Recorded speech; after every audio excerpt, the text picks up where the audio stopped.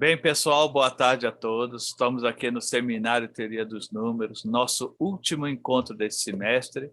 Hoje é 27 de outubro de 2021 e hoje temos o prazer de encerrar com chave de ouro com o professor Paulo Henrique de Azevedo Rodrigues, da Federal de Goiás, que vai falar sobre um assunto bem próximo do meu coração, vamos dizer assim, que é pares de formas aditivas sobre os p-ádicos. O que falta saber?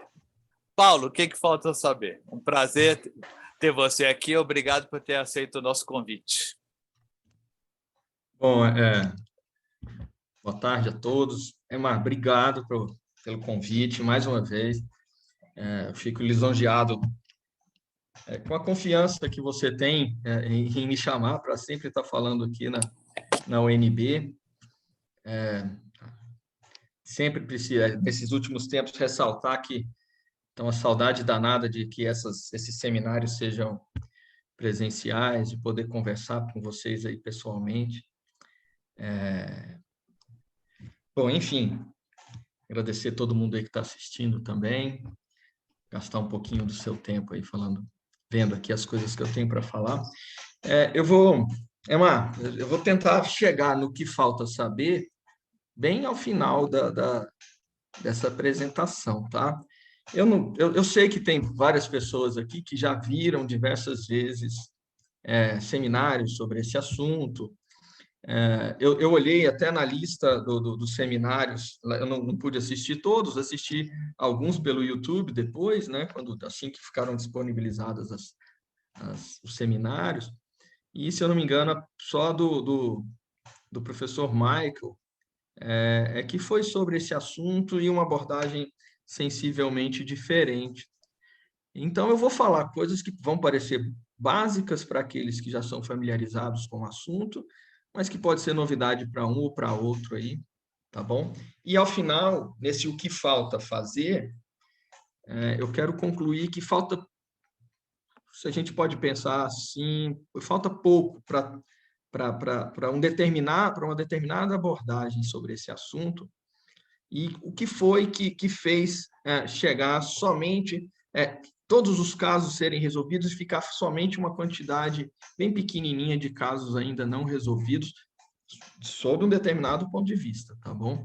Que são trabalhos relativamente recentes de estudantes de pessoas tão importantes quanto o professor Emar nesse assunto, que são estudante do Skinner, uma estudante do professor Bruder, que também falou aqui nesse seminário, e eles têm resultados que quase esgotaram o assunto, tá? É bem bacana isso. Mas antes disso, Emar, eu quero falar aqui, e vai ser boa parte da minha apresentação, assim, sobre quero fazer uma linha do tempo, sobre pelo menos 2 ou 3 olhares diferentes, e vou fazer linhas do tempo que elas se sobrepõem, então eu vou e volto no tempo aqui, e com abordagens relativamente diferentes, até culminar no assunto pares de formas aditivas. Tá bom? Bom, em 1924, Helmut Hasse provou que uma forma quadrática com 5 ou mais variáveis representa zero não trivialmente em QP. QP, bom, eu deveria ter já falado, né?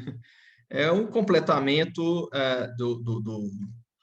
dos racionais, completamento topológico dos racionais, considerando o valor absoluto p-ádico, tá bom? É um valor absoluto que induz uma ultramétrica nos racionais, e isso aqui foi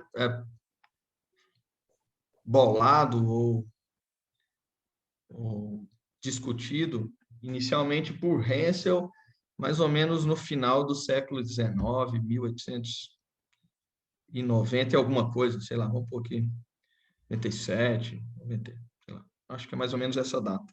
Eu fiz umas anotações aqui, o papel está um pouco longe, e eu estou sem óculos, tá bom? Então, neste corpo aqui, que não é ordenado e tal, e tem diversas particularidades topológicas estranhas e algébricas também, tá bom? Mas uma forma quadrática em 5 ou mais variáveis sempre representa zero não trivialmente em QP. Se a gente pensar isso nos reais, por exemplo, e pegar a forma quadrática x1 ao quadrado, mais x2 ao quadrado, mais x3 ao quadrado, você pode ter tantas variáveis quanto você quiser, que você não vai representar o zero não trivialmente, né? Já que os quadrados são maiores ou iguais a zero, certo? E já em QP, isso pode acontecer, tá? Você pode representar zero não trivialmente, por causa da não ordenação desse corpo. Tá? E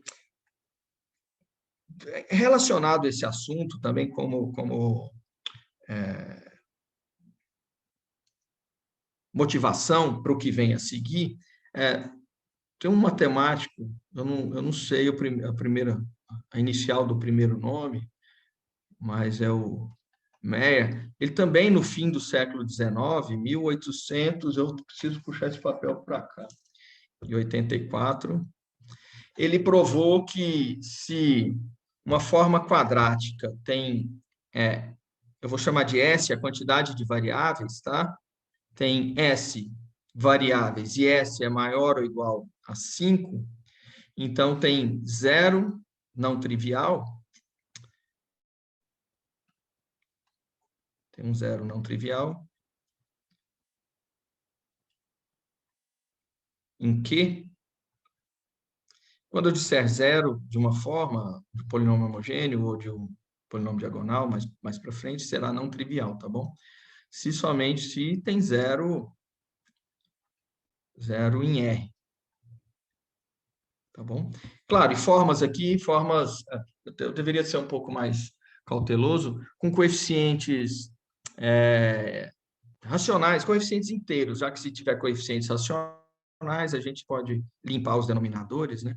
E o polinômio é homogêneo, isso não causa nenhum problema. Tá bom? Então, coeficientes inteiros. Então, tem zero racional, somente se tem zero real. E também Hasse e Minkowski,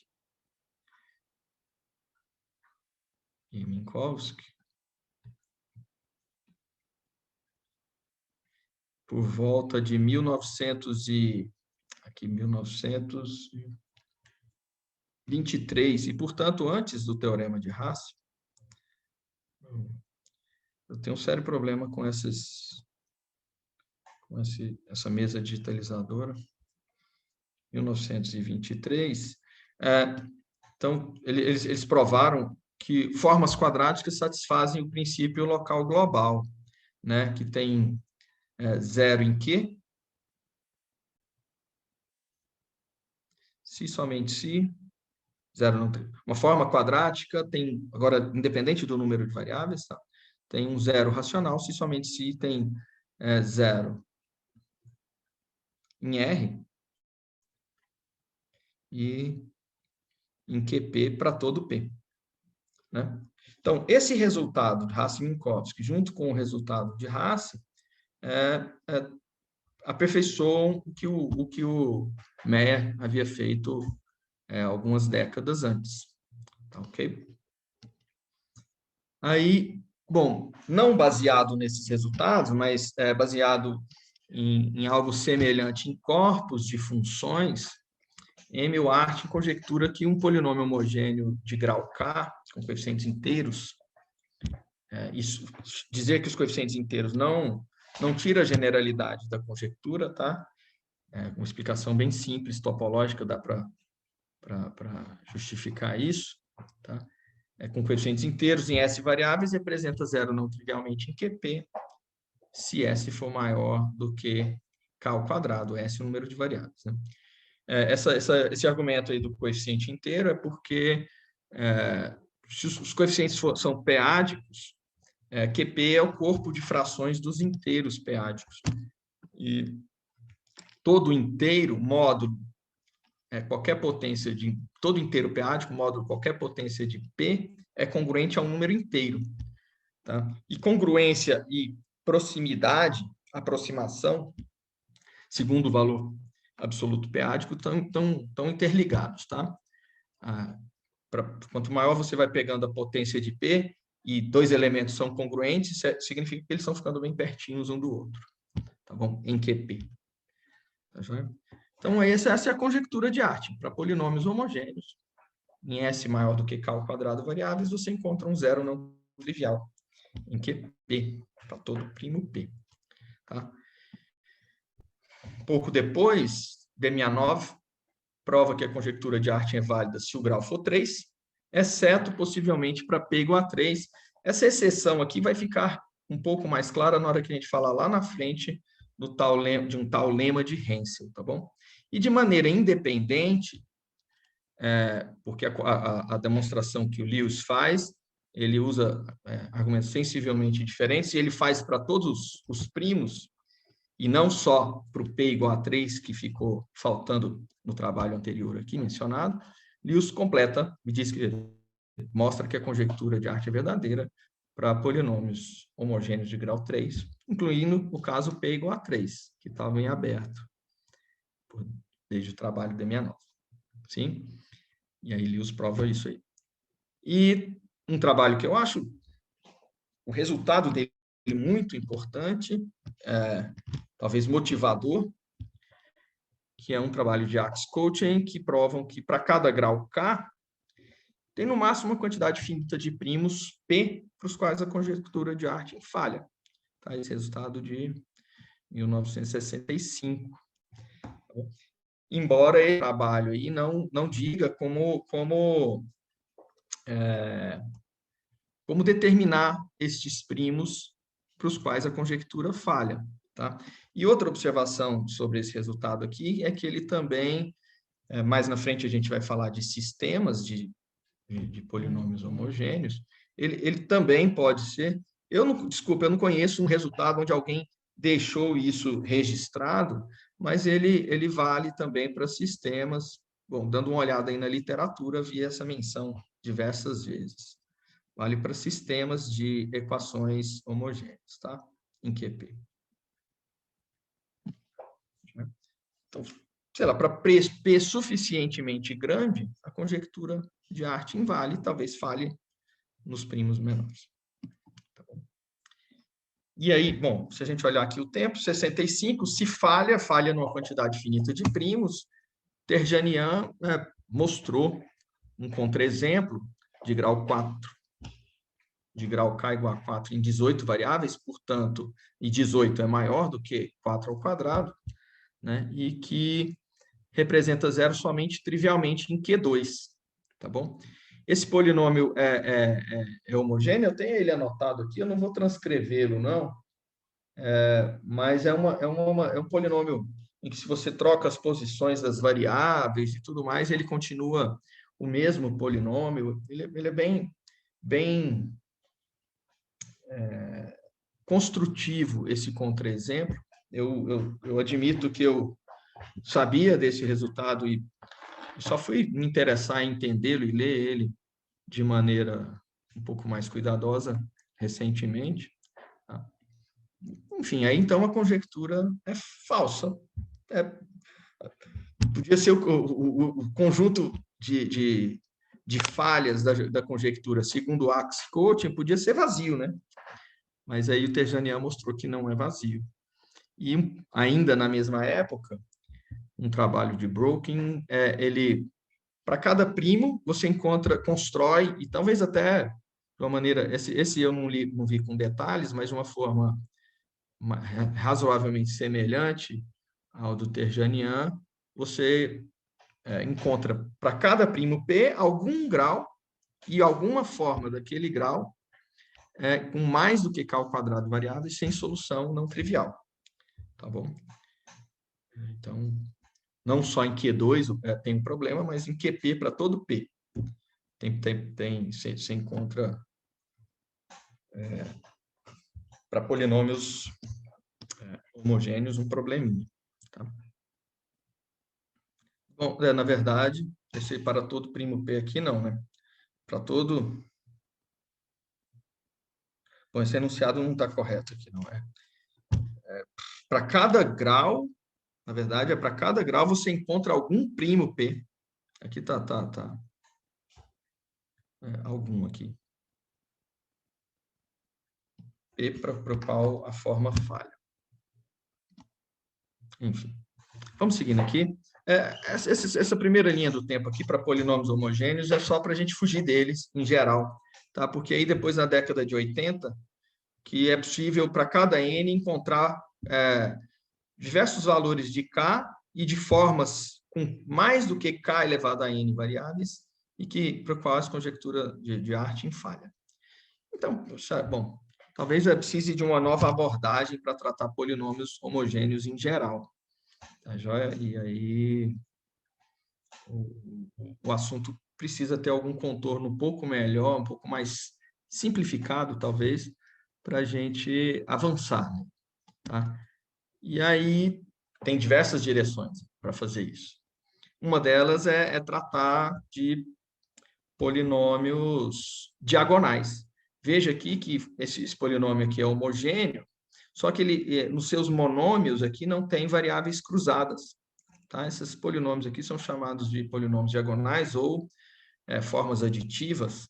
Tá? O nome formas aditivas é sugerido porque o conjunto onde a gente busca soluções é o conjunto das k'ésimas potências em QP. Então, a gente está somando k'ésimas potências ou múltiplos de k'ésimas potências a fim de obter, de representar zero, tá? E de maneira não trivial. Então, tá. Para polinômios homogêneos em geral, é falso.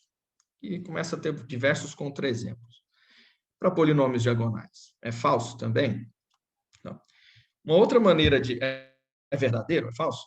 Tá? Uma outra maneira de considerar a conjectura de Artin é para sistemas de polinômios diagonais. Observa que aqui que FJ é uma forma diagonal de grau KJ. Tá? E aí você pega um sistema desses em QP, os AIJs, a gente pode também, continuando com aqueles argumentos anteriores, considerá-los inteiros. Tá? E aí a conjectura de Artin para essa versão aí, fica assim, ó, conjectura apenas, né? Que esse sistema ali tem solução não trivial em QP, desde que o número de variáveis seja maior do que a soma dos quadrados dos graus. Tá bom? Beleza. Vamos voltar aqui à linha do tempo, agora com sobreposições àquilo que a gente havia mencionado, e daquela história dos contraexemplos, era natural que tivesse alguma sobreposição, que os contraexemplos vão aparecendo, então vai se mudando um pouquinho as hipóteses do problema, a fim de tentar resolvê-lo em algumas situações, né? E aí, de novo aqui, para formas diagonais, Davenport e Lewis provam, agora só para formas diagonais, que a conjectura é válida quando só tem uma equação, tá? É esse caso aqui, tá bom? Se você tem só uma equação, a conjectura é válida. Se você tiver S maior do que K ao quadrado variáveis, você acha um zero p-ádico para todo P, tá bom?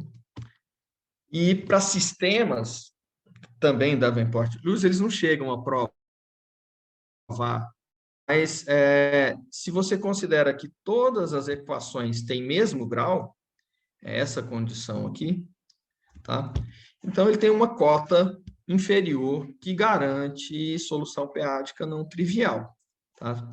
Se o número de variáveis satisfizer uma dessas duas condições, conforme K seja ímpar, e aqui eu coloquei só K maior do que 2, ela envolve o caso par ou ímpar, mas a cota de cima é melhor do que a de baixo para o caso ímpar, tá bom? Então, aplica-se esse caso de baixo para o caso K par maior do que 2. Observa o seguinte, se K é ímpar, a gente tem aqui um fator quadrático aqui no número de variáveis, mas em K ele é um pouquinho menos do que quadrático em K. Isso não é surpreendente demais, não, por conta das técnicas que a gente vai resolver, já que quando K é ímpar, menos 1 é uma k'ésima potência módulo P, ou módulo potências de P, né? Se o K for ímpar. E esse fato do menos 1 ser uma k'ésima potência é importante, porque a gente vai ver lá na frente que a gente tenta resolver a equação em blocos. E a gente vai resolvendo em blocos e subindo essa solução até a gente, resolvendo em blocos módulo potências de primo, até atingir uma determinada potência de P, que a partir dali, um resultado muito forte devido ao Hensel garante a solução. Então, o fato de K ser ímpar implica no -1 ser uma késima potência, e aí a gente pode dar uma enfraquecida aqui em K ao quadrado, no K ao quadrado lá da conjectura de Artin, embora tenha uns fatores aqui um pouquinho chatos, tá? Esse comentário aqui vale para as cotas a seguir também, tá? Do ser ímpar ou não ser ímpar, e por aí vai, tá bom? E aqui ainda está bastante longe do que a conjectura de Artin vale para o caso geral, para qualquer grau K maior do que 2, aqui está ruim, né? K ao cubo e mais um pouquinho, né? Tem um log de K quadrado aqui. E para graus diferentes, pelo menos nas pesquisas que eu dei uma olhada, deve ter resultados anteriores, mas eu confesso que eu não me esforcei tanto assim também para casos de grau diferente, que foi até inclusive a abordagem que o professor Michael Knapp fez na semana passada, para uma única forma, né? Você pega uma única forma, onde tem um pedaço que tem um certo grau, outro pedaço que tem outro certo grau, como se comporta, né? E aí no polinômio não é homogêneo, mas ele pode ser quebrado em partes homogêneas, diagonais, e aí tem a ver com o que ele mencionou mais na parte final da apresentação dele. Mas o Trevor Woolley mostrou em 91 que, para o caso 3 e 2, os graus 3 e 2, a conjectura de Artin tem solução se S for maior do que 3 quadrado, mais 2 ao quadrado. Tá bom? Aqui já em 99, o professor Emar e o Bruder melhoram aquele caso que está no caso do Davenport-Lewis. Ela é melhor nos casos em K é maior ou igual que 3, R maior ou igual que 3. Bom, eu não fiz a continha não, porque eu acho que quando K e R não satisfazem isso, aquelas cotas lá passam, bom, não sei. Mas, enfim, esse é o primeiro resultado que, de fato, aparece, até tentei grifar aqui, o quadrado aqui no grau, tá bom? Se K é maior ou igual que 3 e R é maior ou igual que 3, já ficou quadrático no grau. Tudo bem que ainda tem um R ao cubo ali, a conjectura de Artin diz que deveria ser 3R K ao quadrado. E aí a gente tem R ao cubo K ao quadrado, isso garante solução p-ádica, exceto quando R for 3 e o grau for uma potência de 2. Também vai ficar mais ou menos claro por que potências de 2 são ruins, são difíceis de resolver, e por que em Q2 as coisas são difíceis de serem resolvidas também. Tá? Mas ainda assim, nesse caso, tem-se uma cota para S quadrática em K, mesmo quando K é uma potência de 2, tá bom? Isso foi em 99. Em 2001, o professor Michael Knapp fala só, essa cota aí, essa cota aqui, vale para qualquer R. Né? Se você olhar aqui, 4R ao quadrado, K ao quadrado, para o caso em que R é exatamente 3, dá o 36, né? Quando R é 3, 4, isso dá 36. Bom, e aí ele fala, essa cota aqui, na verdade, valeria para R maior ou igual que 1 e K maior ou igual que 2. É um resultado bastante forte, bastante relevante aí, tá? E vai ter uma curiosidade sobre todos esses assuntos, sobre todos esses resultados, a maioria deles, sobre as técnicas que são usadas para se resolver esses problemas. Bom, posso adiantar que muda-se muito pouco a técnica para resolver cada um desses problemas mencionados aqui, para se fazer esses avanços, é só quase que a maneira diferente de olhar. Claro, cada autor vai dando a sua contribuiçãozinha ali, vez ou outra aparece uma coisa realmente, como, em termos de estratégia, né? Mas o tapete, a base é toda muito parecida em quase todos os trabalhos. Opa, aqui tem um resultado que é de 2007, trabalho conjunto com o professor Emar, que para primo suficientemente grande, a coisa aqui fica linear em K.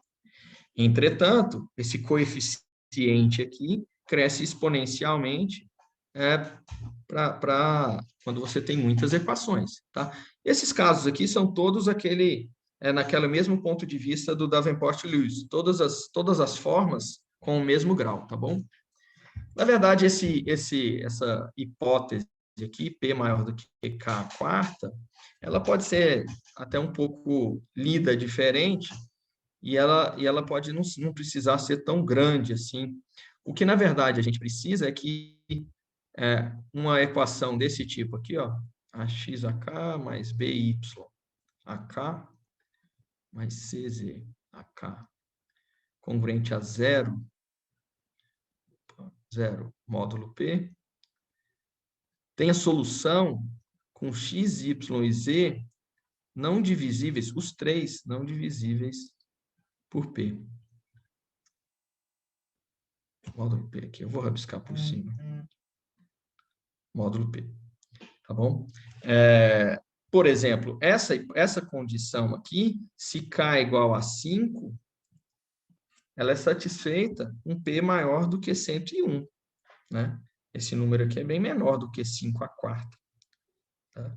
E tem para cada grau aqui, a gente consegue dar uma refinadinha aqui. Mas quando a gente fica em geral, deixa as coisas muito soltas para o K, aí a gente só consegue garantir que essa equação, essa congruência, só tem solução deste tipo se o P é maior do que K a quarta. Aqui aparece, por exemplo, uma técnica que, vez ou outra, povoa esses trabalhos, que são as somas exponenciais. Somas exponenciais, creio eu que o professor Michael também mencionou semana passada, é uma maneira de se abordar o assunto que precisa, se conseguir refinamentos dela, consegue-se dar passos bem interessantes na direção de problemas mais gerais. Tá bom? Então, o que eu acho que aqui é interessante aqui nesse resultado é o grau ali, a potência de K aqui, que dita o número de variáveis, ser 1. Tá bom? Um outro trabalho também, na primeira década desse século, conjunto também com o professor Emar e com David Brink, um professor que estava na UNB fazendo pós-doutorado nessa época, um pouco antes da publicação do artigo. Nós tratamos, não fomos nós que pensamos nessa abordagem a primeira vez, mas tinha trabalhos já sobre extensões de corpos p-ádicos, como é a conjectura de Artin, ou quais as condições que garantiam solução para sistemas de formas diagonais em extensões de QP. Tá? E aí, entre outras coisas, se K é uma extensão de QP de grau N, essa cota aqui para o número de variáveis garante solução de novo aqui não trivial em K.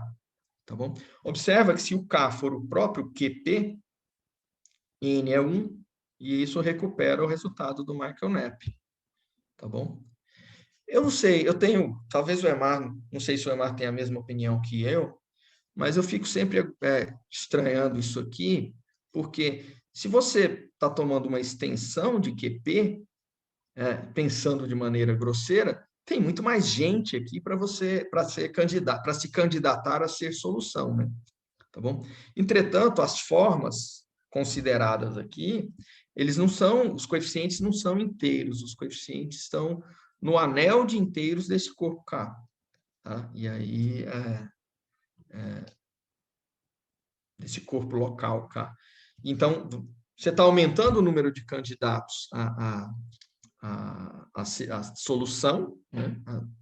Não trivial de um sistema de equações diagonais, mas você também está aumentando a família de equações, né? Os coeficientes ali não são mais só inteiros, são elementos do anel de valorização desse corpo K. Mas é um resultado bastante interessante, até porque, no caso particular, que o K é igual a QP, dá o resultado do professor Michael.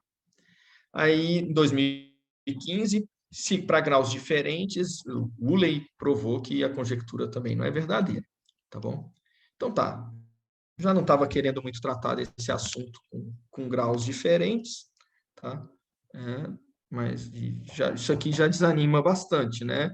Embora, em alguns casos, a gente ainda continue válido. Talvez uma pergunta interessante é, então, para quais graus é possível provar? E quando falha, por que falha? Qual é a relação entre K1 e K2 que implica na falha da conjectura? Por exemplo, trabalho aqui recente do professor Bruder, quando um dos graus é K qualquer, e o outro é linear, uma forma linear, né, um polinômio linear, e um de grau K, só com duas equações, né, a conjectura de Artin vale, tá?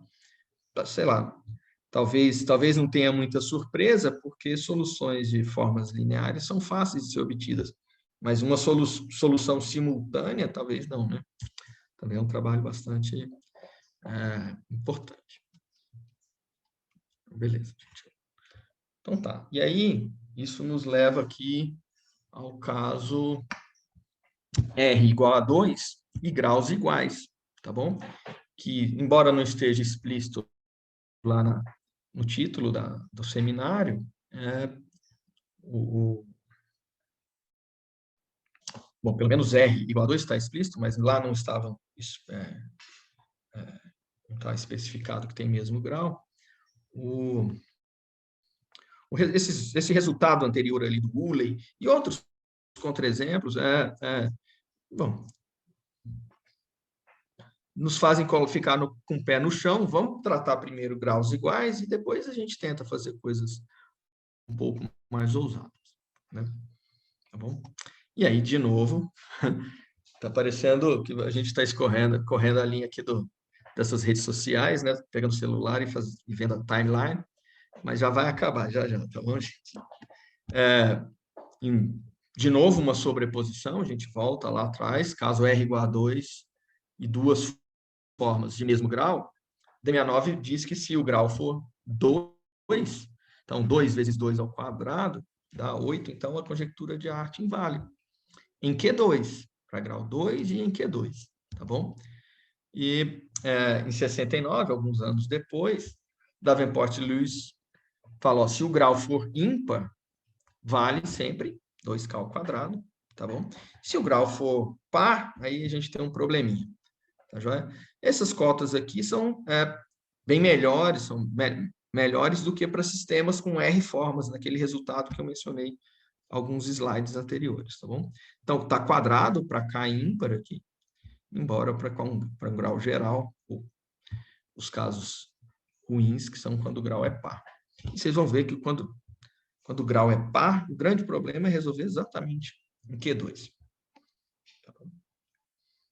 Aqui, em Q2 e grau 4, Euler provou que 49 variáveis garantem a solução 2-ádica. Nota que 49 não é 2 vezes 4 ao quadrado mais 1, né? Então, aquele coeficiente ao lado do quadrado do grau ali não tá tão legal, mas olha só, já tá bom, né? E aqui já deu uma adiantada aqui no grau, embora a abordagem seja só em Q2 também. Relativamente recente esse trabalho. Então, às vezes eu me sinto um pouco mais velho quando eu falo que algo de 2007 é recente. Mas, bom, a gente tem que pensar pelo olhar da ciência aí, né? De novo, professor Bruder e professor Emar dão um grande avanço nesse caso aqui, para duas formas diagonais de mesmo grau, E a conjectura de Artin vale na grande maioria dos casos. Na grande maioria dos casos, exceto quando o grau é de um desses dois tipos, embora tenha interseção nesses dois tipos aqui, né? Por exemplo, o grau 6 é desse jeito e é deste jeito também, né? Potências de 2 estão aqui, né? E, bom, quando o grau é 3 vezes 2 elevado a tal, e você está considerando formas em Q2, você precisa aumentar um pouquinho mais as variáveis, 8/3 de K ao quadrado, um pouco maior do que 2 aqui. Se o K for P elevado a tal, P menos 1, em QP, aí a gente precisa dividir isso aqui em dois casos, tá? Se esse primo aqui for o 2, a gente... Ah, tá. Esse P aqui é esse mesmo aqui, tá bom? Para os outros P's, em QP til, 2K ao quadrado resolve, tá? Ele não resolve só no QP, o P que está lá na decomposição do grau. Ele é que é o problema, tá? E aí, nesse caso, precisa aumentar um pouquinho o número de variáveis. E quando K é potência de 2, né? Então, fica 2 elevado a tal, 2 menos 1, é esse o caso, né? Aí precisa de 4K ao quadrado, né? E para resolver no Q2. E para resolver em QP com P maior ou igual que 3, perdão, 8K ao quadrado para resolver em Q2, quando o grau é potência de 2, e 4K ao quadrado para resolver em QP, quando P é maior ou igual que 3. Tá? Então, esse aqui talvez é aquele passo que deu, bom, criou as exceções, e daqui para frente, né, o que se tenta resolver é, bom, vamos particularizar algumas coisas aqui, para quais valores de tal a gente vê, vamos particularizar coisas aqui, para quais valores de tal a gente tenta resolver, e por aí vai. Ou para quais primos a gente resolve, e assim vai. Ainda, neste caso, é 4K ao quadrado, né, que é o caso, mesmo tratando de primos ímpares, quando o grau é daquela forma ali, fica ruim. Ruim não, né? Fica um pouco longe da conjectura de Artin. Trabalho um pouco depois de Kraslin. Então tá, se o grau for potência de 2 e essa potência for razoavelmente grande, o expoente maior ou igual que 16, aí sim a conjectura de Artin vale. Tá? Observa que quando esse tal é muito grande aqui, o grau é muito grande e o número de variáveis cresce no quadrado do grau. Mas, enfim, confirma-se a conjectura de Artin para esses casos. Tá? Para esses casos, óbvio, em Q2, tá bom? E esse método, e aqui eu não achei, eu achei apenas citações disso, mas que esse método se aplica também em Q2, mesmo que o grau for não uma potência de 2, mas 3 vezes uma potência de 2, tá? Que é um caso que está entre as exceções. Tá? Quer dizer que se tal é maior ou igual que 16, 2K ao quadrado resolve, tá bom? Para esse grau aqui. Resolve em Q2. Tá? E observa que o problema para esses casos aqui é o Q2 mesmo, tá? É o Q2 aqui, é o Q2 aqui, tá? Tá, para P maior ou igual que 3, ainda tá naquele... O crime não resolve, não, tá? Aí já alunos mais ou menos recentes também do EMAR, tratam de novo do caso P elevado a tal P menos 1. Se P for 3 ou 5, não há restrição no tal, e aí este número de variáveis aqui garantem a solução p-ádica para esses P's. Quando P é maior ou igual que 7, você tem que ter esse expoente aqui suficientemente grande, maior ou igual a P menos 1 sobre 2. Observa isso aqui, embora tenha essa parcela menos 2K, esse coeficiente aqui, ele ainda é um pouquinho maior. Opa. Ele é maior do que 1, né? Tá bom. Então, está um pouco mais do que 2K ao quadrado aqui, mas se o P vai ficando grande, né? Isso aqui vai ficando muito pertinho de 1. compensa-se alguma coisa de K, tá? Foi se subtraindo menos 2K, é o que se aproxima bem. Mas ainda tem restrições aqui, tá? Por exemplo, quando P é maior ou igual que 7, tem algumas restrições no tal. Em 2013, na verdade, isso aqui foi feito, né, Mari, em uma visita do professor Michael, no ano sabático dele, do trabalho dele lá, e que ele ficou em Brasília. A gente fez isso em 2010, aí teve correções, a gente ficou mexendo nisso mais um pouco tempo mais, depois o tempo de submissão e resposta. Aqui as datas são as datas das publicações, tá? Diversos desses trabalhos são anteriores a essas datas, alguma coisinha.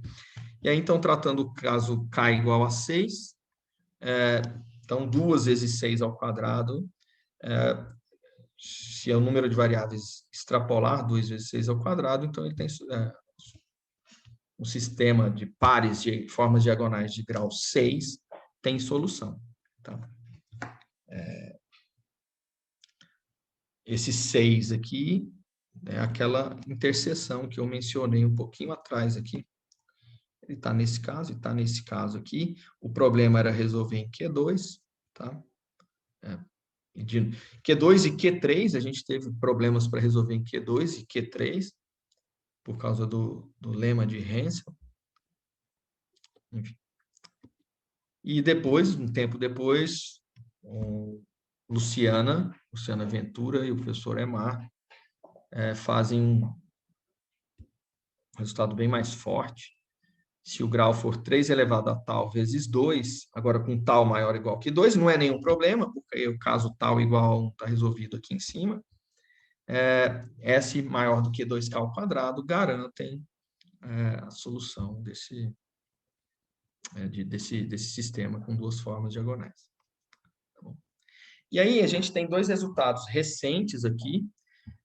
João Campos Vargas, o Emar me falou um pouquinho sobre ele, uma troca de e-mails que nós tivemos. Ele é brasileiro e é aluno do Skinner, né? O professor Emar, se eu não me engano. E ele é atleta olímpico de matemática. Ele é da UBMEP. Pois é. Ele é oriundo da UBMEP e estuda lá com o Skinner. E ele é um resultado muito, muito parecido do resultado de Godinho e do Costa, né? Do Tertuliano, do Emar e do Tertuliano. Aquela cota é a mesma, né? 2P, 2 vezes P menos 1K ao quadrado menos 2K. Agora, não tem muitas restrições. As restrições em tal ficaram mais fracas. Tal maior ou igual que 3 e P maior ou igual que 7. E ele ainda fez algo um pouco mais. Se o tal for 2, a gente precisa do P um pouquinho maior aqui, para que essa cota vale. E se o tal for 1, a gente precisa aumentar um pouquinho esse coeficiente do K ao quadrado aqui, para que garanta a solução para formas dessa família de graus aqui, tá bom? Observa que para P um pouquinho, relativamente grande, isso aqui é uma coisa do tipo 2 mais um epsilonzinho, tá? Tá bem perto, né? Mas aí, uma aluna do professor Bruder, Miriam Sophie Kaisberg, pega aquele resultado da Luciana e fala, olha, ele vale um pouquinho mais do que só aquilo lá. S maior do que 2K ao quadrado, vale. Se o P for maior ou igual que 5, no caso em que o grau é deste jeito aqui. Eu sei que é pedir demais que se reúna todos os resultados aí, mas esse último resultado aqui, esses dois últimos, mas em particular o da Miriam, pares de formas de diagonais de mesmo grau e grau ímpar, de mesmo grau, tem solução para todo QP para P ímpar. O grande problema é ter solução em Q2. Tá? E no caso P igual a 2, se a gente juntar os resultados de Kraslin e os demais que tem aqui, os únicos casos que ficam abertos são casos no grau 3 vezes 2 elevado a tal, ou potência de 2 e somente para essas potências, porque quando o expoente é suficientemente grande, tem solução, tá bom? Nossa, eu gastei muito tempo aqui só falando da história, eu vou tentar passar rápido aqui para mencionar a estratégia, essa é um pouco mais, eu vou tentar ser rápido, viu, Amar? Mas você pode me interromper no momento que você quiser. Então, bom, vamos considerar aqui, então, Não, a pares de gente ainda formas tem uns 10 diagonais, minutinhos, né? coeficientes inteiros, tá Tá bom? bom, Paulo? A gente Quero ainda tentar tem uns chegar 10 lá no que minutos, a né? Miriam fez de razoavelmente diferente. Aí a estratégia, na grande maioria dos casos, é a seguinte.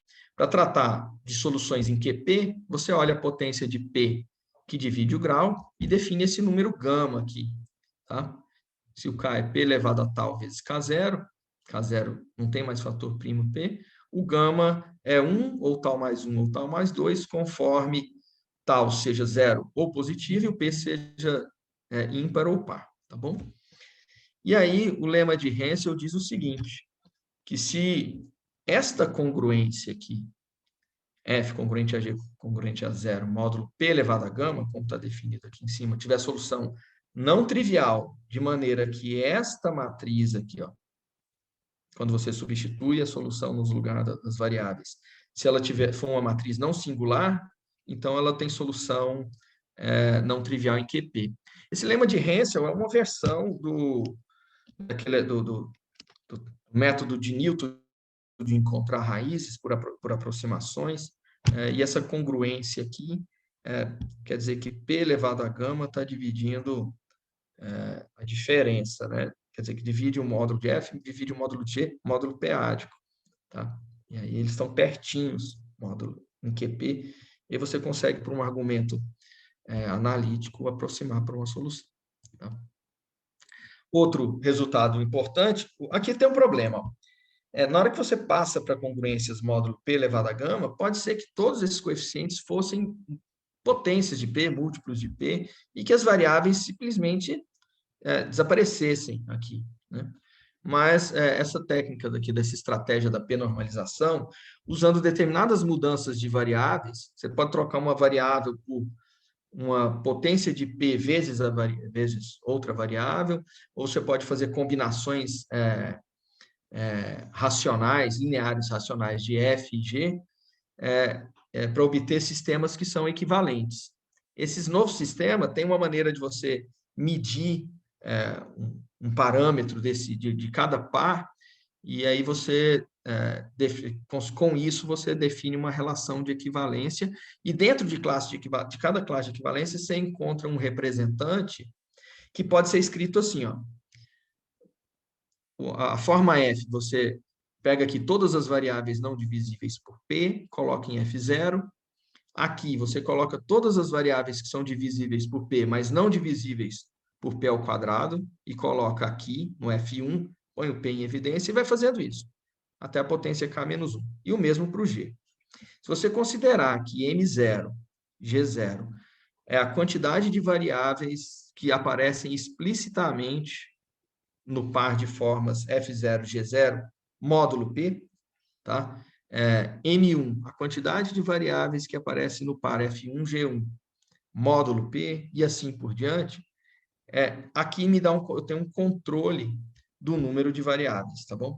Por exemplo, se você pegar aqui J de 0 até K menos 1. Se você pegar J exatamente igual a 0, o número de variáveis que sobram aqui explicitamente módulo P é um késimo do número de variáveis originais que você tem. Então, se você tem S maior que 2K ao quadrado, então, em M0, tem pelo menos 2K variáveis aqui, ó. E com essas variáveis é que a gente vai trabalhar. Tá? Se você volta no lema de Hensel, então, você quer resolver isso módulo P elevado a gama, você sabe que aqui tem algumas variáveis que sobraram, que não foram anuladas, né, ao tomar congruências, tá? Alguns coeficientes que não se anularam, módulo P elevado a gama. E a gente vai fazendo isso. Tá? Outra ferramenta importante, razoavelmente recente, aparece muito nos trabalhos lá do Tertuliano, aparece no trabalho do grau 6, lá junto com o NEP, com o EMAR, e a gente bom, é razoavelmente comum a gente utilizar, é que se você considera o grupo Z, PZ2, tá? Então, se você tem uma sequência com repetições permitidas que tenha mais do que essa quantidade de elementos aqui, então você consegue uma subsequência não vazia desta sequência com soma zero módulo P, tá bom? E se esse número extrapolar um pouquinho mais, for um pouquinho maior, 3P menos 2, tem uma solução para isso daqui que envolve, no máximo, P variáveis aqui. Na verdade, eu falei variáveis, é porque esses epsilon j são 0 ou 1, eu poderia escrever epsilon j elevado a k, né? E aí esses caras aqui compõem a solução que a gente está querendo. Tá? Então, se S for suficientemente grande, você acha um conjunto com soma zero aqui nesse grupo, tá bom? S é o número de parcelas, e essa subsequência com soma zero tem um limitador para ele, para o número de elementos que são utilizados. Tá? E aí, aqui também, que eu saiba, Emar, isso aparece primeiro no seu trabalho em conjunto com o professor Bruder, que é separar as variáveis. Se você pega se você pega uma N-upla, você olha as suas possíveis soluções das congruências. Você pega um N-upla aqui em ZP N. Não é bem isso que eu quero dizer, não, desculpa. Eu ia falar outra coisa aqui. Bom, que eu estava querendo simplificar aqui. Lembre-se que os coeficientes das formas lá, o coeficiente de uma variável xi, vamos chamar aqui ax e bx, A, um coeficiente na forma f, e B, um coeficiente na forma g, em algum nível. Então, a gente olha para o par AB em ZP2. Tá? Eles não são simultaneamente iguais a zero, mas um deles pode ser eventualmente igual a zero. E aí a gente olha para isso aqui como um espaço vetorial e divide ele em diversas retinhas aqui. De maneira que... e essas retas são subespaços, mas de cada um deles a gente tira a origem, tá? E cada par aqui desse, na hora que você soma esses subespaços todos, você obtém o espaço vetorial todinho. Tá bom? Soma não, faz a união desses subespaços, você obtém um espaço vetorial todinho, e essa união é disjunta, e aí cada par AB vai estar em exatamente um dessas retas aqui, tá bom? Os vetores direcionais dessas retas são esses vetores, o E0 e o ENi, com Ni variando de 1 até P, tá bom? Esses espaços aqui, quando você inclui o zero, esses conjuntos, são essas tais retas aqui, tá bom? E aí, cada um desses subespaços, a gente fala que ele tem uma cor. Então, uma cor 1, cor 2, cor 3 e assim por diante. A gente chama isso de coloração de variáveis. Variáveis de mesma cor tem a vantagem de que é como se você estivesse somando elas em ZP, né? Porque o que importa é o que vai acontecer aqui com o coeficiente, né? O que importa é o que acontece aqui com o coeficiente C, de maneira que você obtém um zero aqui, por exemplo. Tá? E aí a gente separa essas cores. Qual que é o objetivo disso? De separar os coeficientes por cores. O objetivo... tá, eu não falei aqui sobre nível, eu deveria ter voltado aqui. Se uma variável está num par de formas FL, GL, a gente diz que ela está no nível L, tá? Então, as variáveis de F0, G0 estão no nível 0, de F1, G1 estão no nível 1, e por aí vai. Tá? Aqui, outro caso é a contração de variáveis, é que se você tiver um conjunto de índices, de variáveis, no nível L, para o qual, neste conjunto de índices, você consegue resolver esta congruência, Então, este conjunto de índices é chamado de uma contração, ou esse método, esse processo é chamado de uma contração de variáveis, das variáveis que estão no nível L para um nível pelo menos H mais 1. Porque quando você faz isso aqui igual a zero, módulo P elevado a H, e o H aqui não foi por causa do meu nome, não, tá? Quer dizer que os números que você obtém aqui e aqui são divisíveis por P elevado a H. Então, os restos, a gente tem que olhar para os restos que eles deixam na divisão por P elevado a H. Então, pode ser que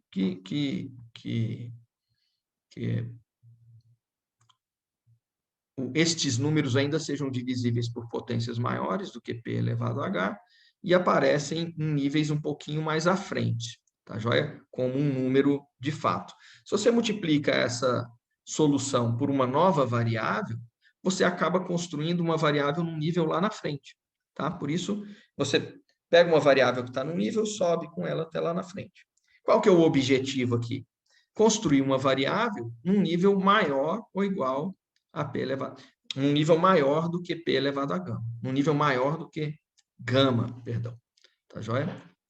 E uma variável dessas, quando ela sobe, ela vai ser chamada de primária, se ela tiver duas cores, pelo menos, no nível 0, tá bom? Quando você consegue fazer voltar com ela até o nível 0 e envolvendo duas cores diferentes, quer dizer que aquela matriz lá do lema de Hensel tem posto 2, tá bom? E se você consegue levantar ela até um nível superior a gama mais 1, o que você está obtendo é uma solução P elevado a gama não singular, tá bom?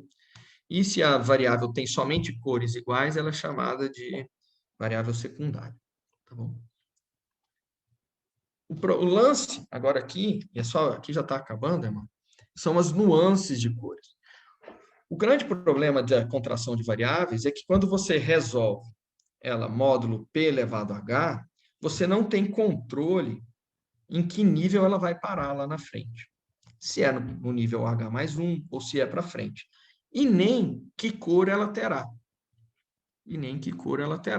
Tá? O que a Miriam fez no trabalho dela, eu estou tentando entender com um pouco mais de detalhe, é olhar as nuances das cores.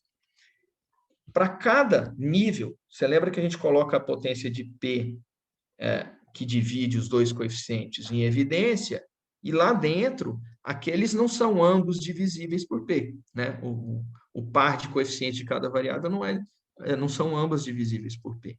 E aí a gente pode olhar para a cor em qualquer nível. Tá? Ao invés de se fazer isso, somente isso, o que a Miriam fez foi falar o seguinte: olha-se, eu vou olhar só para esses dois primeiros níveis, mas ele pode ser feito isso para quaisquer níveis subsequentes. Como é que são as cores das variáveis aqui, tá bom? Por exemplo, o F0 tem uma variável com coeficiente não divisível por P, né? Mas e módulo P ao quadrado? Como é que essa variável aqui seria? As variáveis que estão aqui. E o mesmo para as de G. Tá? Ou as variáveis de cor 1 que estão aqui, como elas se comportam quando eu as olho módulo P ao quadrado e não módulo P. Tá? As variáveis de cor 2, como a gente faz isso? E assim por diante. Isso aí, com muito esforço, dá um controle um pouco maior para saber até que nível uma contração de variáveis sobe, quando você está usando determinadas cores, conhecendo as nuances dessas cores, tá? E que cor ela terá lá no final, tá bom? E é um problema combinatório. Então, vocês, por, sei lá, princípio de casa de pombos ou coisa assim, ou por eliminação de casos, você conta quantas variáveis tem de cada cor, as utiliza de maneira apropriada, olhando para a nuance das cores, de maneira a produzir variáveis num nível que você prescreva, ou um nível acima, ou direto lá em gama mais 1, usando cores distintas. Ou usando cores distintas e vai subindo gradativamente, como numa escadinha, produzindo variáveis suficientes nos níveis maiores, até chegar ao nível gama mais 1. E as nuances das cores dão esse controle aí. E essa é a parte que, de fato, tem de contribuição, e é muito interessante ela, muito importante, forte, nesses trabalhos finais.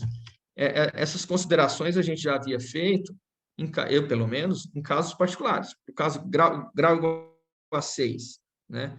Se eu fizer assim, que tipo de variável eu obtenho no nível da frente? Se eu fizer de outro jeito, o que eu obtenho no nível da frente? Mas neste trabalho da Miriam, ela controla um pouco melhor isso. Ela sabe contar quantas variáveis de cada cor nos níveis acima e em que níveis estão, certo? Exceto, obviamente, nos casos que ela deixou em aberto lá no final. Tá bom? Pessoal, era isso que eu tinha para falar. Eu coloquei somente uma referência aqui, ela contém todas as referências mencionadas no trabalho, ou praticamente todas, tá? Tá aqui, tem um link aí do archive, se alguém precisar, depois eu mando. E pedir desculpa aí por ter me alongado demais, eu fiz uma linha do tempo grande, né? Desculpa. Obrigado, Paulo. Olha, você é sempre um excelente professor. Né? Mas vai desculpa, eu não estou te aprendendo. ouvindo. Ah, é? Ah, não, agora sim, pronto. Agora sim? Ah, tá. Sim. Então, de novo, essa parte do elogio tem que ouvir, né? Não, você é sempre um excelente expositor, um excelente professor. É sempre bom ver suas exposições. Né? Ah, que isso, mano. Nem Olha, tanto. existem perguntas ou comentários que querem ser feitos? Aproveitar o Paulo aqui.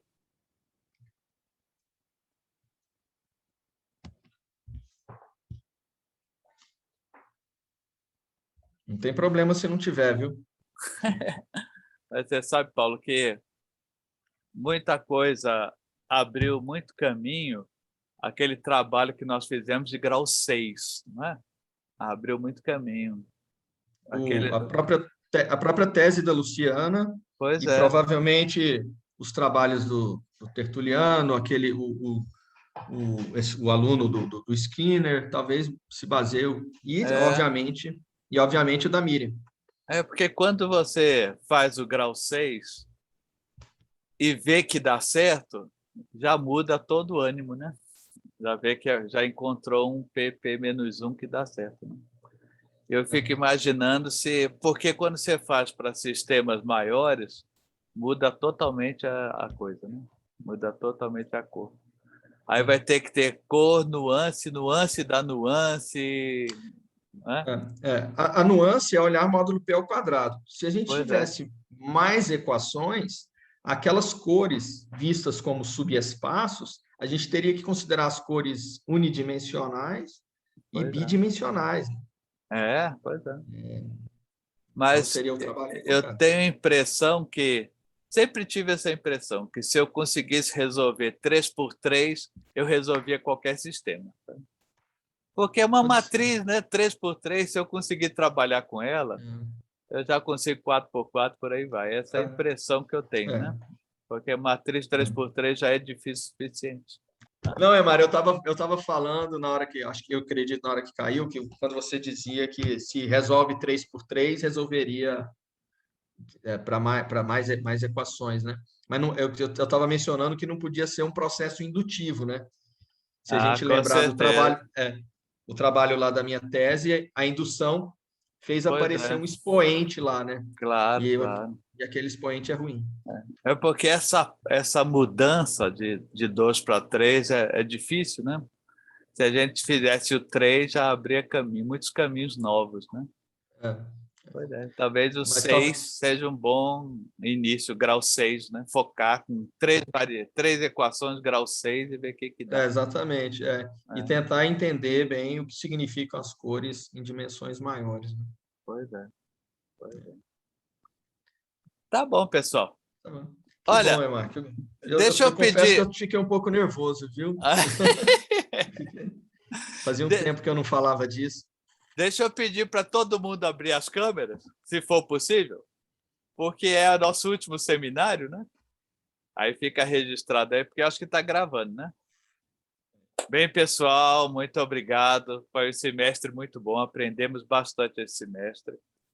E agradeço a presença de todos vocês, em especial do professor Paulo Henrique, que encerrou com chave de ouro aí nosso seminário. E nos vemos novamente no ano que vem, tá bom? Um abraço a todos, parabéns para todos aí. Chegamos até o final, graças a Deus. E nos vemos Obrigado, no ano que vem, hein? Um abraço Obrigado, a todos. Emar, Vale? só falar uma palavrinha, te Vale. parabenizar pela excelente organização do seminário que você fez aí, convidando tantas pessoas para falar de diversos assuntos e de forma bem organizada. Então, queria te parabenizar aí pela organização. Muito obrigado, aceito. Elogio é sempre bom, né? Eu também achei uma coisa fantástica, Emar. É claro que o método remoto proporcionou que diversas Claro. pessoas de vários lugares pudessem falar, Foi mas bom. a escolha dos seminários foi muito importante, obrigado. muito interessante. E está tudo lá né? Agora o Paulo vai ser incluído lá no nosso playlist da Teoria dos Números, aí a gente fecha o seminário. Tá bom, pessoal. Com esse brilho da luz aqui na tela. Depois a gente tenta editar, vamos ver se dá certo. Tá certo. Um abração, pessoal. Muito obrigado, hein? Valeu, muito Um abraço obrigado. a todos. Tchau. Valeu, obrigado. Tchau, tchau.